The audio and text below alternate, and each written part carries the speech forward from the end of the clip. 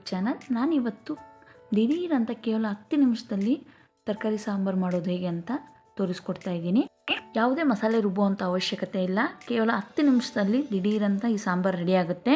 ಇವಾಗ ಹೇಗೆ ಮಾಡೋದು ಅಂತ ನೋಡೋಣ. ಅದಕ್ಕೂ ಮುಂಚೆ ಯಾರು ನನ್ನ ಚಾನಲ್ನ ಸಬ್ಸ್ಕ್ರೈಬ್ ಮಾಡ್ಕೊಂಡಿಲ್ಲ ದಯವಿಟ್ಟು ಸಬ್ಸ್ಕ್ರೈಬ್ ಮಾಡ್ಕೊಂಡು ನೋಡಿ ಅಂತ ಕೇಳ್ಕೊತೀನಿ. ಈ ವಿಡಿಯೋ ಇಷ್ಟ ಆದರೆ ಲೈಕ್ ಮಾಡೋದನ್ನು ಕೂಡ ಮರಿಬೇಡಿ. ಇವಾಗ ಬನ್ನಿ ಹೇಗೆ ಮಾಡೋದು ಅಂತ ನೋಡೋಣ. ಮೊದಲಿಗೆ ನಾನು ಗ್ಯಾಸ್ ಮೇಲೆ ಒಂದು ಕುಕ್ಕರ್ನ ಇಟ್ಕೊಂಡಿದ್ದೀನಿ. ಕುಕ್ಕರ್ ಕಾದಿದ ನಂತರ ಒಂದು 3 ಸ್ಪೂನಷ್ಟು ಎಣ್ಣೆನ ಹಾಕೋತಾ ಇದ್ದೀನಿ. ಇವಾಗ ಎಣ್ಣೆ ಕಾದಿದ ನಂತರ ಒಂದು ಅರ್ಧ ಸ್ಪೂನಷ್ಟು ಸಾಸಿವೆ ಹಾಕೋತಾ ಇದ್ದೀನಿ.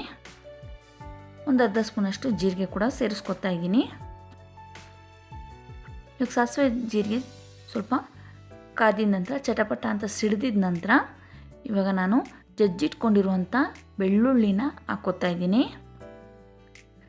ಒಂದು 8ರಿಂದ 10 ಬೆಳ್ಳುಳ್ಳಿ ಎಸ್ಲನ್ನ ಹಾಕೋತಾ ಇದ್ದೀನಿ. ಸ್ವಲ್ಪ ಇದು ಕಲರ್ ಚೇಂಜ್ ಆಗೋವರೆಗೂ ಫ್ರೈ ಮಾಡ್ಕೊಳ್ಳೋಣ. ಒಂದು 4ರಿಂದ 5 ಮೆಣಸಿನ್ಕಾಯಿನ ಒಣ ಮೆಣಸಿನ್ಕಾಯಿನ ಹಾಕೋತಾ ಇದ್ದೀನಿ.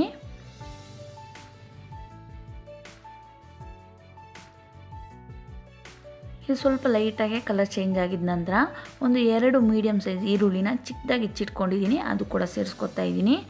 ಅದಕ್ಕೆ 1-2 ಕಡ್ಡಿಯಷ್ಟು ಕರಿಬೇವು ಎಲೆ ಕೂಡ ಸೇರಿಸ್ಕೊತಾ ಇದ್ದೀನಿ. ಇವಾಗ ಚೆನ್ನಾಗಿ ಸ್ವಲ್ಪ ಫ್ರೈ ಮಾಡ್ಕೊಳ್ಳೋಣ ಈರುಳ್ಳಿನ.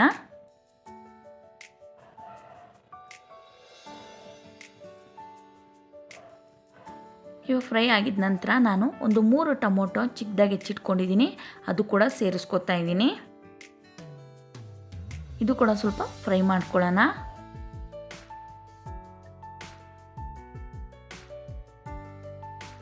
ನೆಕ್ಸ್ಟ್ ನಾನು ಇಲ್ಲಿ 1 ಕಪ್ಪಷ್ಟು ತೊಗರಿಬೇಳೆನ ತೊಗೊಂಡಿದ್ದೀನಿ. ಅದನ್ನು ಒಂದು 10 ನಿಮಿಷ ಮುಂಚೆ ನೆನೆಸ್ಬಿಟ್ಟು 2 ಸರಿ ವಾಶ್ ಮಾಡಿ ಇವಾಗ ನಾನು ಇದರೊಳಗೆ ಸೇರಿಸ್ಕೊತಾ ಇದ್ದೀನಿ. ಬೇಳೆ ಕ್ವಾಂಟಿಟಿನೂ ಕೂಡ ನೀವು ಜಾಸ್ತಿ ಕಡಿಮೆ ಮಾಡ್ಕೋಬೋದು. ನಾನಿಲ್ಲಿ 1 ಕಪ್ಪಷ್ಟು ಬೇಳೆನ ತೊಗೊಂಡಿದ್ದೀನಿ. ನೆಕ್ಸ್ಟ್ ನಾನು ಇವಾಗ ತರಕಾರಿ ಬೀನ್ಸು, ಆಲೂಗೆಡ್ಡೆ, ಕ್ಯಾರೆಟ್ನ ತೊಗೊಂಡಿದ್ದೀನಿ. ನೀವು ಬೇಕಾದರೆ ಬೇರೆ ತರಕಾರಿಗಳು ಕೂಡ ಹಾಕ್ಕೋಬೋದು. ಇವಾಗ ತರಕಾರಿ ಕೂಡ ನಾನು ಇದರೊಳಗೆ ಸೇರಿಸ್ಕೊತಾ ಇದ್ದೀನಿ.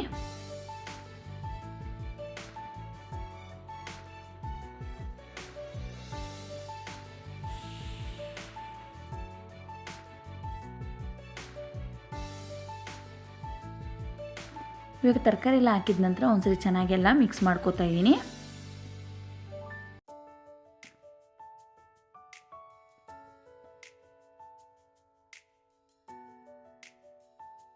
ಇವಾಗ ಇದಕ್ಕೆ ನಾನು 1 ಸ್ಪೂನಷ್ಟು ಅಚ್ಚಕಾರ ಪುಡಿನ ಸೇರಿಸ್ಕೊತಾ ಇದ್ದೀನಿ.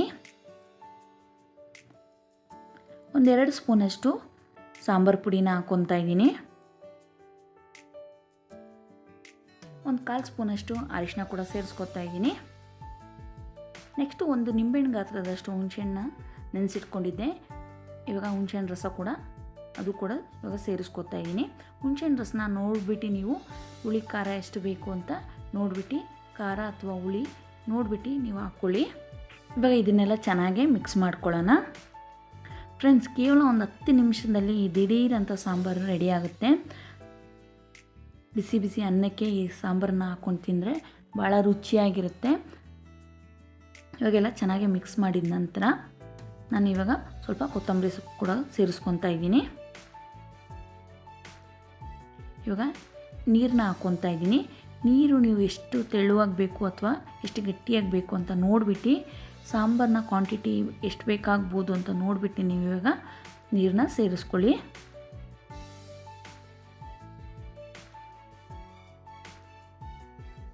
ನಾನು ಇನ್ನೊಂದು ಸ್ವಲ್ಪ ನೀರನ್ನ ಸೇರಿಸ್ಕೊತಾ ಇದ್ದೀನಿ.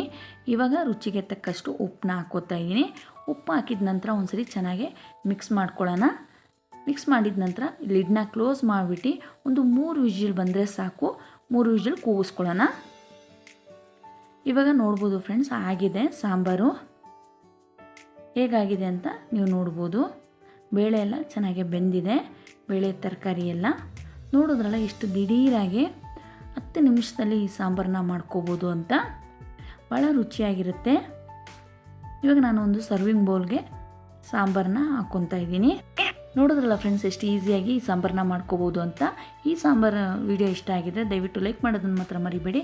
ಹಾಗೆ ಯಾರೆಲ್ಲ ನನ್ನ ಚಾನಲ್ನ ಸಬ್ಸ್ಕ್ರೈಬ್ ಮಾಡ್ಕೊಂಡಿಲ್ಲ ದಯವಿಟ್ಟು ಸಬ್ಸ್ಕ್ರೈಬ್ ಮಾಡ್ಕೊಂಡು ನೋಡಿ ಅಂತ ಕೇಳ್ಕೊತೀನಿ. ನೆಕ್ಸ್ಟ್ ಒಂದು ಒಳ್ಳೆ ರೆಸಿಪಿ ಜೊತೆ ನಿಮ್ಮ ಮುಂದೆ ಸಿಗ್ತೀನಿ. ಅಲ್ಲಿವರೆಗೂ take care, bye bye, see you. Thank you for watching.